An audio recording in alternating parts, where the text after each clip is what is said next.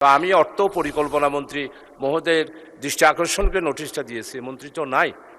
জনাব শাহজাহান চৌধুরী, চট্টগ্রাম 15। মাননীয় স্পিকার, আপনাকে অসংখ্য ধন্যবাদ। মাননীয় অর্থমন্ত্রী ও পরিকল্পনা মন্ত্রী মহোদয়ের দৃষ্টি আকর্ষণ করে আমি নোটিশটা দিয়েছি। মাননীয় স্পিকার, স্বাধীনতার 54 বছর আমরা অতিবাহিত করলাম।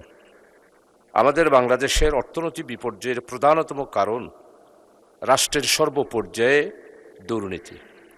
বিগত 18 বছরে ফ্যাসিস্ট সরকার, স্বৈরাচার, হলমার্ক কেলেঙ্কারি, শেয়ার বাজার কেলেঙ্কারি, বিদ্যুৎ প্রজেক্ট ও কয়লা বিদ্যুৎ দুর্নীতি, বালিশ ও পর্দা ক্রয় দুর্নীতি, মেগা প্রকল্প দুর্নীতি, স্বাস্থ্য খাতে মেডিকেল কলেজ হাসপাতালের মেশিন ক্রয়ের দুর্নীতি, সড়ক নির্মাণের দুর্নীতি, অসাধু ব্যাংক সদস্য, জি আপনার নোটিশ দিয়েছিলেন অর্থ পাচার সংক্রান্ত।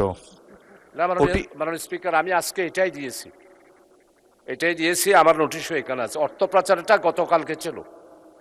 এখন আপনি এটার উপর বলতে চান? যে এটার উপরেই বলতে চাই। অর্থ পাচারেরটা আমি আরেকবার বলবো। পরিচালনা পর্ষদের নামে বেনামে নিয়ম বহির্ভূত ঋণ গ্রহণের দুর্নীতি, এই রকম হাজারো সেক্টরের অনিয়ম দুর্নীতির ব্যাপারে এই মহান সংসদে ওপেন একটি ডিসকাশন করার জন্য আমি সবিনয়ে অনুরোধ করছি এবং মাননীয় মন্ত্রী মহোদয়ের দৃষ্টি আকর্ষণ করেই এই নোটিশটা দিয়েছি। মাননীয় স্পিকার, আপনাকে অসংখ্য ধন্যবাদ। মাননীয় মন্ত্রী নাই। মাননীয় স্পিকার, আমাদের এই নোটিশগুলো 71 বিধির ব্যাপারে লেখা আছে। এই নোটিশটার ব্যাপারে শোনার জন্য স্ব মন্ত্রণালয়ের মন্ত্রীরা এখানে উপস্থিত থাকবেন। তো আমি অর্থ পরিকল্পনা মন্ত্রী মহোদয়ের দৃষ্টি আকর্ষণকে নোটিশটা দিয়েছি, মন্ত্রী তো নাই।